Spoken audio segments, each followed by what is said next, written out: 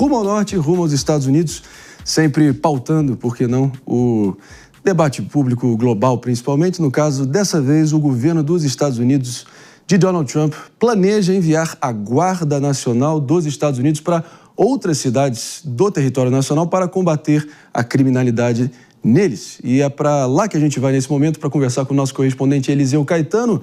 Fala, Eliseu, beleza, mestre? Olha só, tudo indica que a próxima cidade será Chicago, isso depois da intervenção federal, por assim dizer, na capital de Washington, D.C., algum vozerio aí nos bastidores se referindo a Baltimore, na cidade no estado de Maryland, ou propriamente a Big Apple, Manhattan, New York City, podendo ser a próxima. O que está por trás disso? Qual é o embasamento jurídico legal? E, pelo visto, pelo menos o experimento aí na capital, um total de 0 homicídios aí desde que rolou a intervenção. Se pautarmos apenas pelos resultados, parece que está dando certo, né? Bom dia. Salve, salve, André Marinho. Muito bom dia para você, para os nossos colegas debatedores e para todo mundo que acompanha o Morning Show. Falamos ao vivo, direto dos Estados Unidos, 10 horas da manhã, com 7 minutos neste momento aqui na costa leste do país. Temperatura na manhã desta segunda-feira no sul da Flórida na casa dos 28 graus Celsius. Vai ser um dia quente por aqui, mas também promete ser quente lá na capital, em Washington, D.C., por conta aí dessa novidade que chega no início dessa semana, pegando muitos governadores e prefeitos de cidades americanas de surpresa, viu? Depois do sucesso da intervenção federal, e não por assim dizer, porque foi uma intervenção federal, de fato, assinada através de uma ordem executiva dada pelo presidente Donald Trump na capital americana.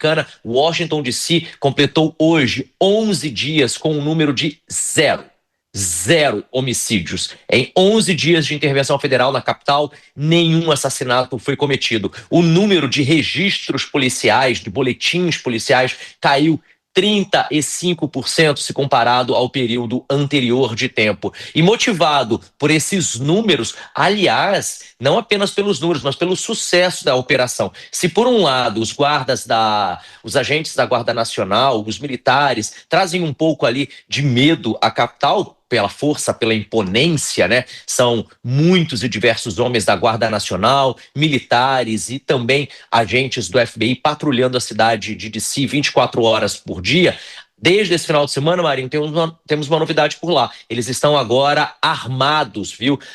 É a primeira vez na história dos Estados Unidos que a Guarda Nacional é usada armada, é usada como força militar. É claro que essa situação também promete parar na justiça, mas assim também como promete parar na justiça, a possibilidade de novas intervenções militares acontecerem em diversas capitais do país, como Chicago, que seria a primeira. Por lá, os índices de violência impressionam e Donald Trump pretende fazer isso lá, de acordo com o vice-presidente do país, J.D. Vance. Aliás, o governador do estado de Illinois e o prefeito da cidade de Chicago já estão reclamando à beça antecipadamente por essa possibilidade. Assim também como Katie Hochul, governadora de Nova York, porque seria uma das cidades também ali na mira de Donald Trump e da administração da Casa Branca para também sofrer uma administração federal, uma intervenção federal no quesito segurança. E tem mais cidades no circuito, como Baltimore, no estado de Maryland, aliás, cidade onde mora o ex-presidente dos Estados Unidos, Joe Biden, Boston, no estado de Massachusetts, e até Los Angeles, no estado da Califórnia. Portanto, temos uma lista aí grande de cidades que podem sofrer a qualquer momento, a partir de agora, intervenções federais no quesito segurança. Marinho.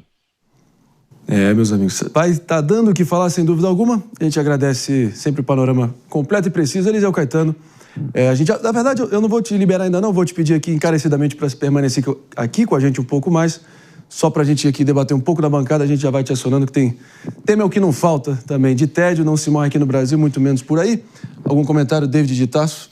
Não, toda vez que tem intervenções e elas trazem números positivos, é difícil você questionar qualquer situação, né? Eu fico pensando, as intervenções que são geradas aqui no Brasil, como, por exemplo, territórios dominados pelo crime organizado, quando se tem no Rio de Janeiro, por exemplo, a presença ali do Exército, onde os indicadores, infelizmente, muitas vezes não caem. Então, fica o exemplo dos Estados Unidos também sobre como que a gente pode lidar com as nossas questões aqui internas do nosso país. A lógica é simples, né? Proteger a lei, a ordem e os cidadãos quando os governos estaduais simplesmente não conseguem fazer.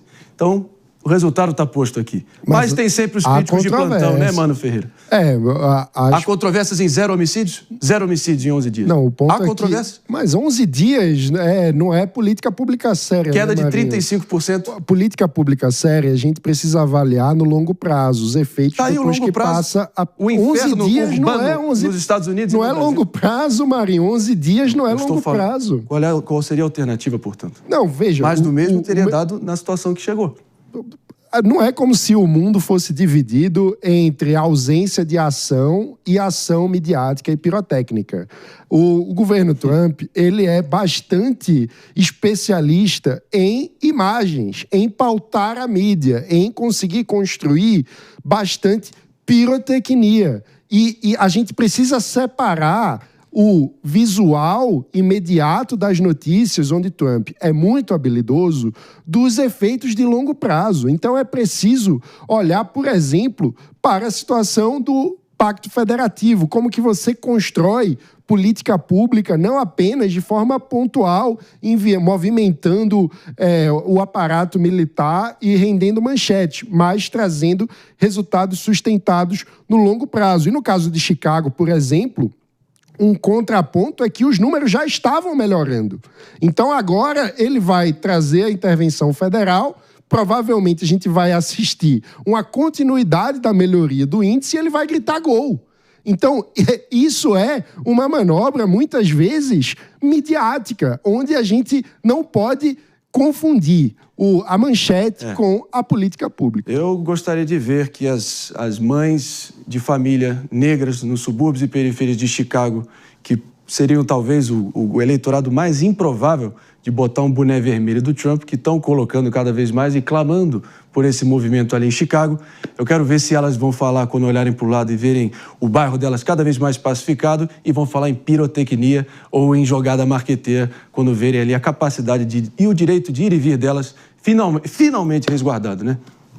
Vamos ver, tá em aberto. Ô Marinho, eu quero jogar um molhinho, uma pimenta aí nessa discussão, por favor. Porque eu não sei se vocês sabem, mas eu morei 2 anos e meio na capital americana, Washington, D.C. Não cheguei nem a completar 3 anos por medo. E olha que eu sou do Rio de Janeiro. Já dei esse depoimento pessoal aqui na Jovem Pan recentemente, assim que a intervenção federal no quesito segurança foi anunciada para a capital. E morando hoje em Miami, no sul da Flórida, eu comemorei, viu? E comemorei muito, porque foram 2 anos e meio sofridos para mim. Enquanto jornalista, acompanhar o sofrimento de tantos e tantos moradores de rua passando frio, porque lá faz frio, viu? A gente está falando de menos 15, menos 20, menos 25 graus Celsius durante o inverno, morando em tendas no meio das ruas, e a polícia sequer pode retirar aquelas pessoas porque elas têm o direito de ficar ali e morrem muito. Eu cansei, eu não sei nem contar quantas vezes eu vi mortos sendo retirados das ruas porque a polícia não podia tirar enquanto estava vivo, porque era da escolha daquela pessoa permanecer ali. Eu fui vítima 7 vezes de tentativas de roubo. Eu acordei uma vez no meu apartamento, que ficava a 3 quadras do Capitólio, com um morador de rua dormindo na minha varanda. E eu ouvi do agente policial: olha, você quer uma dica? Mude de DC, porque eu não posso tirar ele da sua varanda, a menos que ele queira sair. Falei, mas é minha casa, é invasão de propriedade? Mas a polícia não pode tirar por uma determinação superior. É horrível você estar nessa situação de que você não pode abrir a porta da sua casa porque tem alguém ali, nesse caso ele estava fumando maconha, ele estava carregando o telefone e tinha dormido à noite, tinha bebida alcoólica e tal.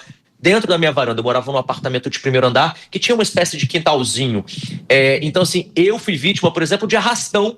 Eu trabalhei um período de tempo numa outra televisão antes de voltar aqui para a Jovem Pan, antes de Tutinho e Marcelo de Carvalho me repatriarem. E uma vez eu tive que literalmente pegar o equipamento e sair correndo. É horrível. É muito horrível. Então, assim, e lá, eu escutei isso numa coletiva da prefeita. Os nossos números são baixos. Baixos para quem?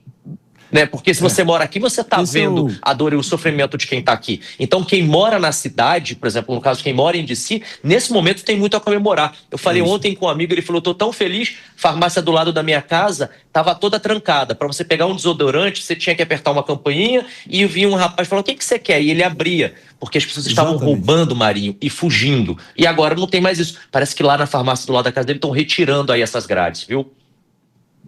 No que tinha tudo para ser, ou pelo menos é amplamente ainda conhecido como a maior potência superdemocrática do mundo, realmente verdadeiros infernos na Terra, certos bolsões aí nos centros urbanos dos Estados Unidos e mundo afora também. Mas a gente vai estar aqui repercutindo também